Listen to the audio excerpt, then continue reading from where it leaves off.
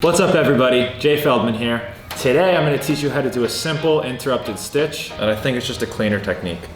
You're jabbing the patient a little bit less, saving some time for them. Let me ask you, what really makes a good doctor?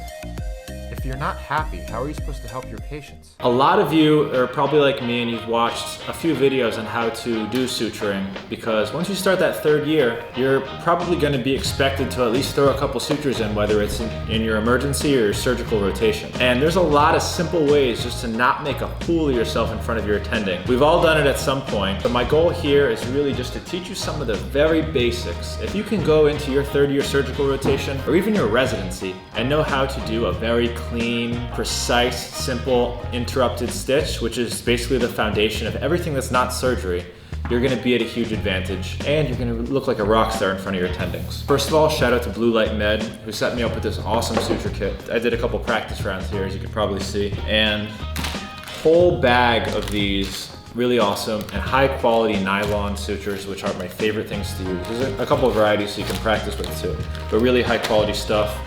And a whole pack here. I already took the tools that I needed out, but some tools that'll really help you along your way. This, I'm not even sure what this is. I think this might be for ingrown nails, but half the things I'm just gonna leave in here. So a couple things that I wanna point out, and I've got this other camera here shooting down so you can see what I'm actually doing. There's two different needle drivers here. There's a curved one and a straight one. Some suture kits will come with one or the other. I like the straight one when given the choice, so I'm gonna use that one and put the curved one back in here. And these have a clasping mechanism that you can clasp and release. When you've got your needle in here, make sure that it's locked. It's pressed tight and you can't just pull it apart. You have to physically, with your hand, push down, out, and then clasp. Hope you can see that on the other camera. So again, when your needle's in here, make sure it's in the lock position so that it's safe. Needles and thread. This is a subject that they still haven't taught me about to this day. All that I know about it is what I picked up. You want to use basically a standard sized needle for everything that's not the face or the inside of the anatomy. So some surgical stuff we're not even gonna touch. Nylon is my favorite thing to use. It's tough, and that's what we're gonna be using. This is 3/8 26 millimeters. I'll probably have to do a whole separate video, and I might even get a surgical friend to help me talk about needles and what to use when, because that's a super long, girthy conversation that is not important for most of us. So I'm gonna go ahead and open my nylon, and I've got this all set up. As you can see from the suture kit, it's awesome. They've got basically different shapes of wounds to try and close, because a lot of them require different strategies. It's like an art. It's really a creative craft. So nylon, I'm gonna open this up. And the first important note that I'm gonna give you when you're suturing is the way to handle your needle when you're first pulling it out. This isn't usually how they come out in practice. Usually they're in something that you don't have to open up. But this, I'm gonna open up and there's the needle. Obviously, when you're suturing a human being, what should you have on? That's right, gloves. Okay, so if you can see in this camera here, and normally this needle is gonna be locked into place inside of this suture kit. But really the goal is grab your needle right there. On the back 2/3 at an angle, lock that bad boy into place. Now we don't need this anymore. My second tool right here is my tweezers with the skin hooks on them. And these hooks at the end, they're literally for grabbing the skin and manipulating it as you see fit.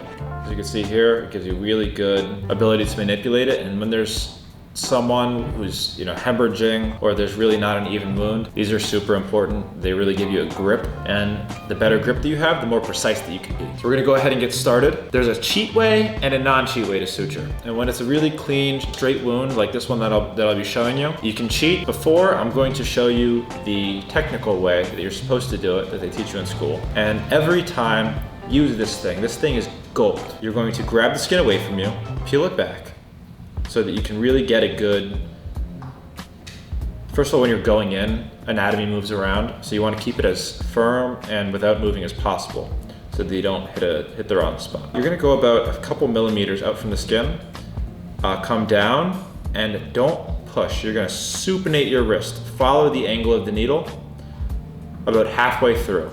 Once you see that needle's gonna rest on the skin across from it, you can let it go and release. Now you've got it there. Boom.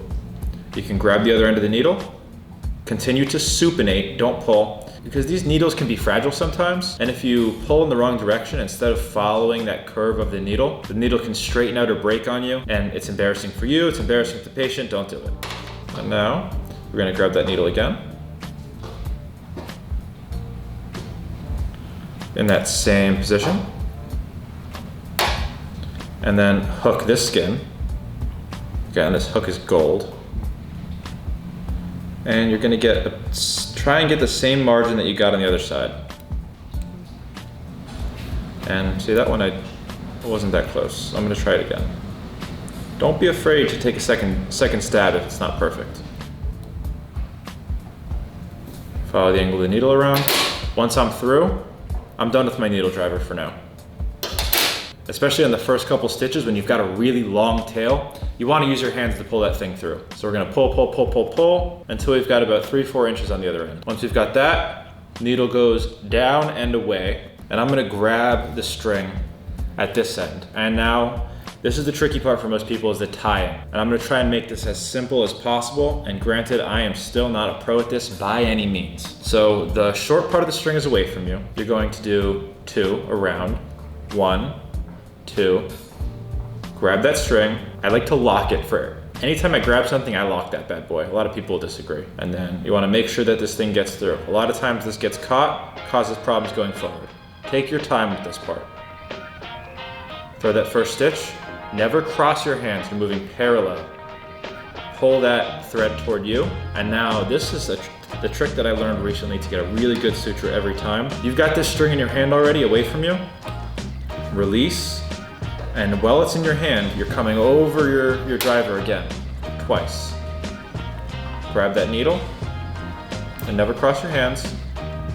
Parallel back and pull. And same trick on that third run, because you're gonna do 3 of these. Your first 2 are gonna have 2 loopy loops. Your third run, which is your final, your closing pull, is only gonna have 1. So I just let go, I'm here, same thing. You've got this string in your hand, around, 1 pull, grab it, finish that knot off. Now when you're closing a knot, you're gonna wanna pull it to the side there.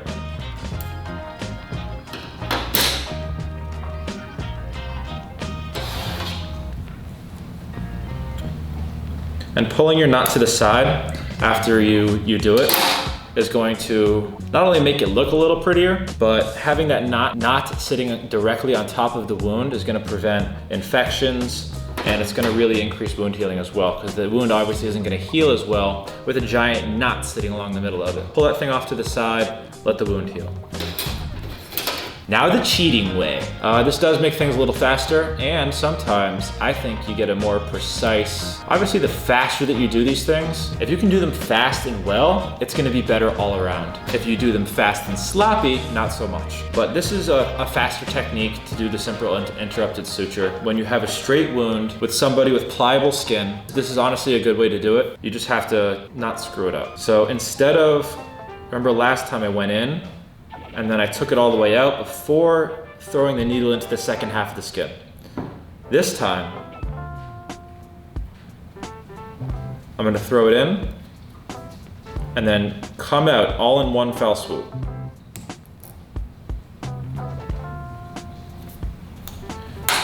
You get a really good margin. It's very even, and I think it's just a cleaner technique. You're jabbing the patient a little bit less, saving some time for them.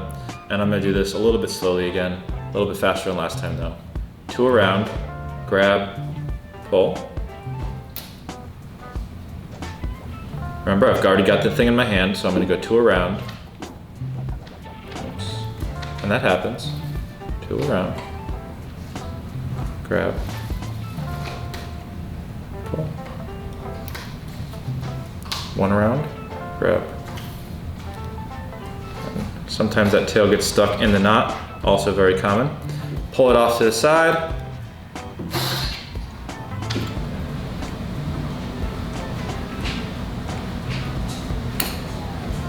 Give a little cut. So as a medical student, you're gonna be doing a lot of this. So here's a very helpful hint that somebody taught me in surgical residency, because no one really teaches you how to use scissors. You think it's intuitive. A lot of people stick their pointer finger and their thumb into the scissors, and that doesn't give you much control over it. And when you're doing surgery, you're gonna need very precise control over this, especially when the surgeon is very particular about how he wants his knot cut. So how do we get control of these scissors really easily? Pincer grasp. You're gonna use your ring finger and your thumb. And with your pointer finger, you're going to support the top of that scissor here. That way you can direct it anywhere, hold it very steady, and cut with extreme precision. The needle driver, same deal. And sometimes you get lazy once you get comfortable and you throw some fingers in there, but in general, ring finger, thumb, you use your pointer finger to support and navigate.